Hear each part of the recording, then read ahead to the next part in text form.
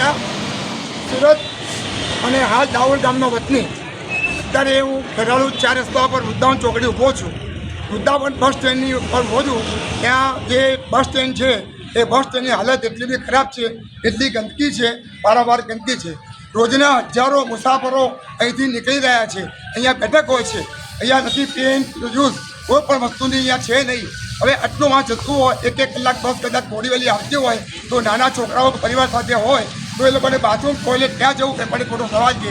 ત્યારે આજે નરેન્દ્રભાઈ મોદી સાહેબ દુનિયાની અંદર, દેશની અંદર સ્વચ્છતાની વાત કરે, આરોગ્યની વાત કર્યા છે. ત્યારે આ ખેરાલુની શાસનની અંદર આપણું જ્યારે ભાજપનું શાસન હોય ત્યારે આ પરિસ્થિતિ જોઈ અને ખરેખર સુરતના એક માજી કોર્પોરેટર તરીકે હું ખૂબ દુઃખ અનુભવું છું. અને તાત્કાલિક આ કાયમી ધોરણે અહીંયા આવી સફાઈ કરવી જોઈએ અને પે એન્ડ યુઝ કમ્પલસરી રોજ નજીકમાં હોવું જોઈએ, એવી મારી માગણી છે.